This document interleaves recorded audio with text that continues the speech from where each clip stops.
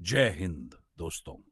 अगर कोई आपसे पूछे कि आज की दुनिया का सबसे शक्तिशाली देश कौन सा है और मौजूदा समय की सबसे बड़ी सुपर पावर कौन सी है, तो इसका जवाब देना आसान नहीं है। पहले हमें यह सोचना होगा कि कौन सा देश आर्थिक रूप से सबसे मजबूत है। उदाहरण के लिए, जिस देश की अर्थव्यवस्था सबसे बड़ी हो, जिसका जीडीपी 82 ट्रिलियन डॉलर से भी अधिक हो। हमें यह भी देखना होगा कि किस देश की कंपनियां दुनिया भर में कारोबार करती है, किस देश की फिल्में वैश्विक स्तर पर सबसे अधिक प्रभाव डालती हैं, किस देश को सबसे अधिक नोबेल पुरस्कार मिले हैं और किस देश ने सबसे ज्यादा ओलंपिक गोल्ड मेडल जीते हैं। तो सवाल उठता है, क्या अमेरिका वास्तव में दुनिया की सबसे बड़ी सुपर पावर है? और अगर हां, तो अमेरिका सुपर पावर बना कैसे?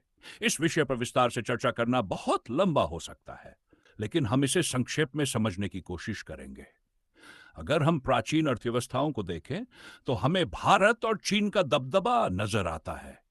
लेकिन मॉडर्न 1960 के बाद दुनिया का शक्ति संतुलन बदलना शुरू हुआ। अब सवाल यह उठता है कि अमेरिका इतनी बड़ी शक्ति कैसे बना?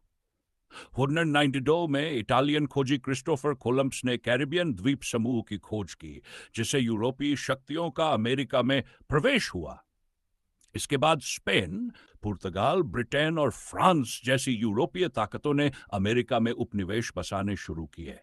दक्षिण अमेरिका में स्पेन का सबसे अधिक प्रभाव था, इसलिए आज वहां की अधिकतर आबादी स्पेनिश बोलती है। ब्रिटेन ने 1796 में वर्जीनिया के जेम्सटाउन में अपना पहला उपनिवेश स्थापित किया और इसके बाद कई और ब्रिटिश उपनिवेश उत्तर अमेरिका में बने। लेकिन यह क्षेत्र पहले से ही नेटिव अमेरिकन्स का निवास था।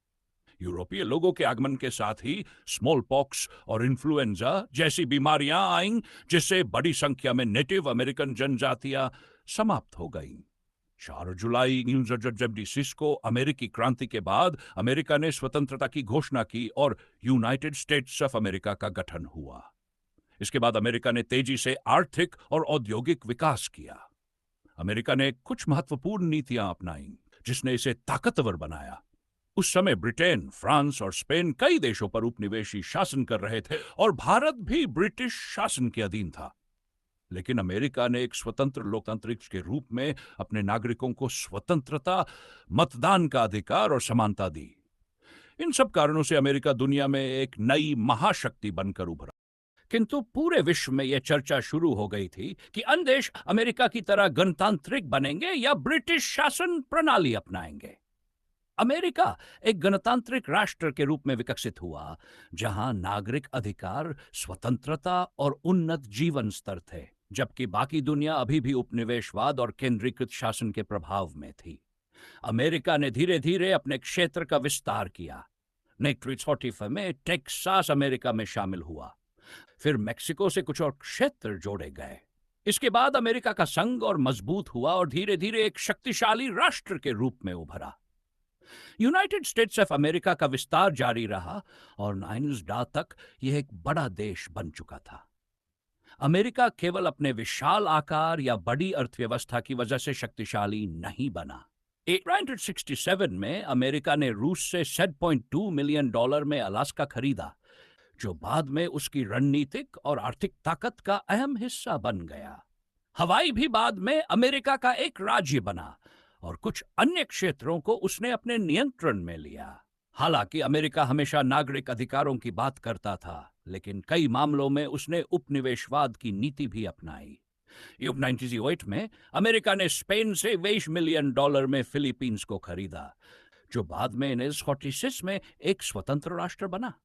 1960 के दशक की शुरुआत तक अमेरिका एक बड़ा देश और एक प्रमुख आर्थिक शक्ति बन चुका था। अमेरिका की जीडीपी धीरे धीरे बढ़ती गई, लेकिन असली मोड़ तब आया जब दुनिया में बड़े युद्ध हुए। पहले और दूसरे विश्व युद्ध के दौरान यूरोप के देश जैसे जर्मनी, फ्रांस, ब्रिटेन, स्पेन और इटली युद्ध की तबाही में उलझे हुए थे, जबकि अमेरिका उनसे दूर रहकर अपनी स्थिति मजबूत कर रहा था। हालांकि अमेरिका ने द्वितीय विश्व युद्ध में भाग लिया, लेकिन युद्ध के अंत तक उसकी अर्थव्यवस्था और उद्योग बाकी देशों की तुलना में मजबूत बने रहे। युद्ध के बाद यूरोप के अधिकतर देश आर्थिक रूप से कमजोर हो गए और इस स्थिति का लाभ अमेरिका ने उठाया। अमेरिका ने धीरे धीरे वैश्विक वित्तीय प्रणाली में अपना दबदबा बनाना शुरू किया। द्वितीय विश्व युद्ध के बाद अमेरिकी डॉलर को अंतर्राष्ट्रीय मुद्रा बना दिया गया। चूंकि अमेरिका एकमात्र देश था जिसकी अर्थव्यवस्था युद्ध के बाद स्थिर रही, यूरोपीय देशों ने डॉलर को अपनाना शुरू कर दिया। इस तरह 1959 के बाद धीरे धीरे अमेरिका ने वैश्विक बाजारों में अपना प्रभाव बढ़ाना शुरू किया और एक महाशक्ति के रूप में स्थापित हो गया। जब विश्व युद्ध समाप्त हुआ, तब विजयी मित्र राष्ट्रों ने अपनी आर्थिक स्थिति को स्थिर करने के लिए अपनी मुद्राओं को अमेरिकी डॉलर से जोड़ा। मित्र राष्ट्रों की जीत के बाद अंतर्राष्ट्रीय मुद्रा प्रणाली में डॉलर का प्रभाव बढ़ गया और इसे वैश्विक मान्यता प्राप्त हुई। डॉलर के वैश्विक मुद्रा के रूप में स्थापित होने के बाद इसके प्रभुत्व को कोई बड़ी बाधा नहीं रही। इसके बाद अंतर्राष्ट्रीय मुद्रा कोष IMF और संयुक्त राष्ट्र जैसी संस्थाएं अस्तित्व में आईं, जिनमें अमेरिका ने महत्वपूर्ण भूमिका निभाई। इसी क्रम में अमेरिका ने व्यापार को संगठित करने के लिए GATT agreement on tariffs and trade की स्थापना में भी योगदान दिया। 1947 में 83 देशों ने इस समझौते पर हस्ताक्षर किए, जिससे वैश्विक व्यापार का मार्ग प्रशस्त हुआ। इसके परिणाम स्वरूप अमेरिका ने अंतर्राष्ट्रीय बाजार को नियंत्रित करने की क्षमता प्राप्त की। बाद में मिंकिंग 1995 में विश्व व्यापार संगठन की स्थापना हुई, जो वैश्विक व्यापार को नियंत्रित करने वाली मुख्य संस्था बनी। अमेरिका ने वैश्विक बाजार के उदारीकरण ग्लोबलाइजेशन में भी महत्वपूर्ण भूमिका निभाई, जिससे पूरी दुनिया की अर्थव्यवस्था अमेरिकी प्रभाव में आ गई। अमेरिका का एक और बड़ा प्रतिस्पर्धी देश रूस तब सोवियत संघ था। माइंस ऑफ अजीत के दशक से अमेरिका और सोवियत संघ के बीच शीत युद्ध शुरू हुआ, जो एक वैचारिक टकराव था। अमेरिका पूंजीवादी लोकतंत्र का समर्थक था, जबकि सोवियत संघ कम्युनिस्ट विचारधारा को आगे बढ़ा रहा था। इस दौरान दुनिया के कई देशों में अस्थिरता बढ़ी और दोनों महाशक्तियों ने अलग अलग देशों को अपने पक्ष में करने की कोशिश की। 1967 में चे ग्वेरा जैसी क्रांतिकारी हस्तियां अमेरिका विरोधी संघर्षों में शामिल हुई। अफगानिस्तान में सोवियत संघ के खिलाफ तालिबान को अमेरिका ने समर्थन दिया, जिसके दीर्घकालिक प्रभाव आज भी देखे जा सकते हैं। इसी तरह ब्राजील, चिली, अर्जेंटीना, ईरान और कांगो जैसे देशों की राजनीति में अमेरिका की भूमिका निर्णायक रही।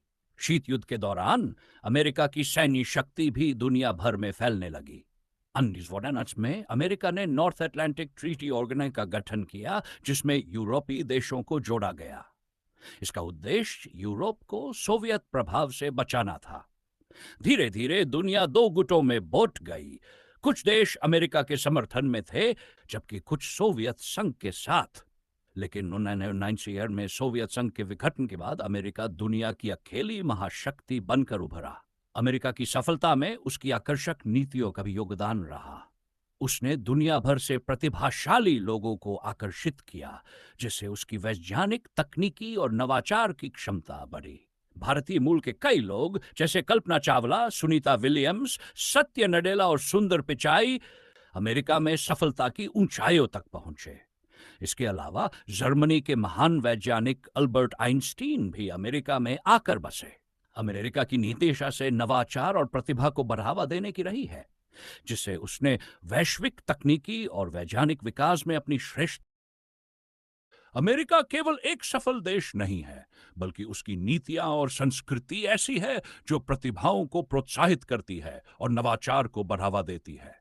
ये केवल मेधावी व्यक्तियों को विकसित करने तक सीमित नहीं रहता, बल्कि स्कॉलरशिप, सम्मान और आर्थिक सहयोग के माध्यम से उन्हें आगे बढ़ने के अवसर भी प्रदान करता है।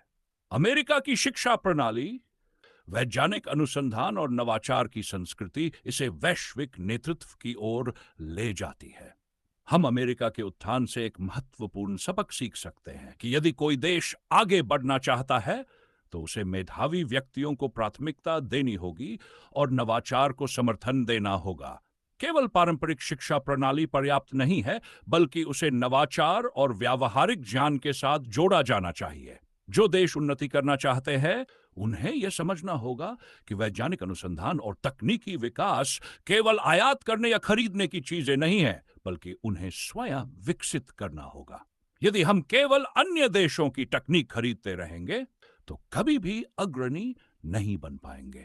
अमेरिका ने वैश्विक बाजार को अपने अनुडाला और पूरी दुनिया में फैलाया। हमें भी अपने नवाचार और वैज्ञानिक शोध को इस स्तर तक पहुंचाना होगा कि अन्य देश हमसे सीखे और हमारे अध्ययन को एक केस स्टडी के रूप